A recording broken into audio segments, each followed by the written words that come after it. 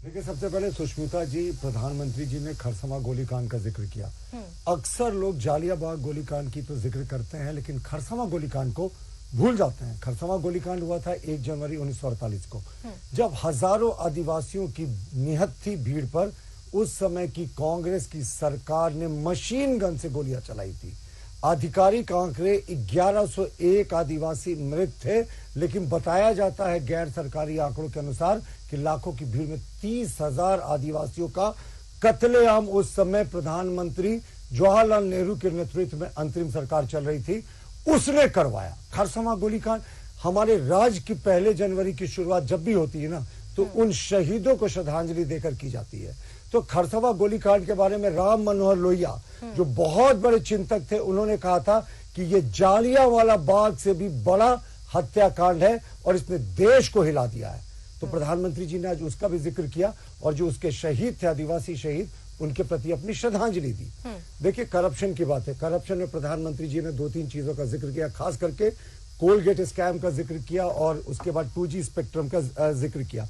देखिए, Colgate scam की अगर बात करें हम, तो सुप्रीम कोर्ट के आदेश पर जो ये 2005 से 2011 के बीच में जो कोल ब्लॉक्स जो कैंसिल किए गए थे, उनकी संख्या 214 थी। और यह भी कहा गया था कि 1.86 लाख करोड़ का राज्य के खजाने को, राष्ट्र के खजाने को नुकसान पहुंचाया गया।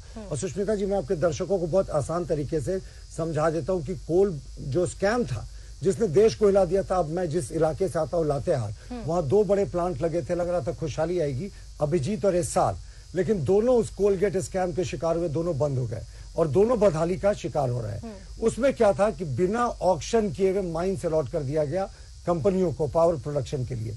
तो सीएजी ने अपनी रिपोर्ट में कहा था कि 1.86 लाख करोड़ का अगर हमें और ज्यादा प्राप्ति होता, अगर इनका टेंडर होता, इनकी बोली लगती। सुप्रीम कोर्ट ने सारे ब्लॉक्स को कैंसिल कर दिया।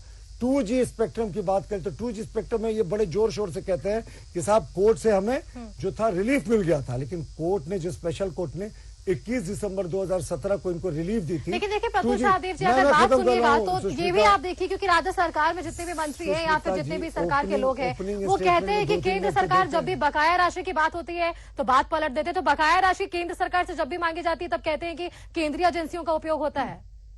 देखिए, मैं फिर से बात कर रहा हूं, मैं वहीं से शुरू कर रहा हूं। 2G स्पेक्ट्रम घोटाला 2017 में जो दिल्ली की हाईकोर्ट ने, माफ कीजिएगा, दिल्ली की स्पेशल कोर्ट ने जो रिलीफ दिया था, उसको 19 और 20 मार्च को दिल्ली हाईकोर्ट ने पलट दिया और माना कि 2G स्पेक्ट्रम में बहुत बड़ा घोटाला हुआ था। मैं इसलिए कोलगेट और 2G स्पेक्ट्रम घोटाले की बात कर रहा हूं कि प्रधानमंत्री जी ने आज दोनों घोटालों का जिक्र किया। हाँ। और ये सब जब भी बात करते हैं कि झारखंड का इतना बकाया है, तो इनके वित्त मंत्री का इनको स्टेटमेंट देखना चाहिए फ्लोर ऑफ द हाउस में कि हमें केंद्र से कोई शिकायत नहीं, जीएसटी का पैसा मिल रहा है, सारी बकाया राशि टाइम पर मिल जाती है। और ये जो जब भी कहते हैं कि हमारा इतना ड्यू है, तो इनको बताना चाहिए कि कोयला मंत्री तो शिबू सोरेन भी थे, जिनको एक स्कैंडल के कारण इस्तीफा देना पड़ा।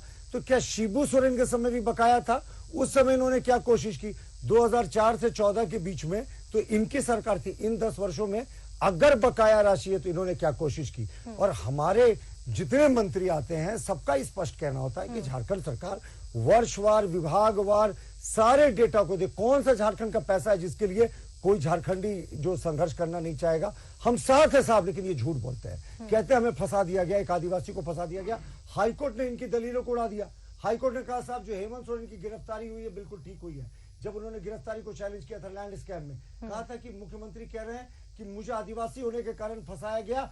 हाईकोर्ट का लाइन था सुष्मिता जी कि ये एक हारते हुए मुवक्किल की आखिरी कोशिश प्रतीत होती है, जो किसी भी तरीके से अनटेनेबल नहीं है, असमर्थनीय है। यानी हाईकोर्ट ने भी इनकी दलील को खारिज कर दिया था। अब आलमगीर आलम जेल गए तो इनके एक नेता कह रहे साहब अल्पसंख्यक है, फंसा दिया। एक आदिवासी अल्पसंख्यक मुसलमान, ये मैं क्या सुन रहा हूं? सीआरपीसी, आईपीसी, भारतीय दंड संहिता में क्या धर्म और समुदाय देखकर आपके अपराध का निर्धारण होता है? तो हमारा मानना है प्रधानमंत्री जी ने जो करप्शन का मुद्दा उठाया, झारखंड के लिए बहुत ज्वलनशील है। मुख्यमंत्री जो पूर्व मुख्यमंत्री है खुद जेल में, उनके मंत्री आलमगीर आलम जेल में, पता नहीं कितनों की बारी बाकी है। तो ये तो करप्शन और झारखंड को, इन्होंने झारखंड को राष्ट्रीय अंतर्राष्ट्रीय स्तर पर सिर्फ और सिर्फ नोटों के पहाड़ के कारण बदनाम किया।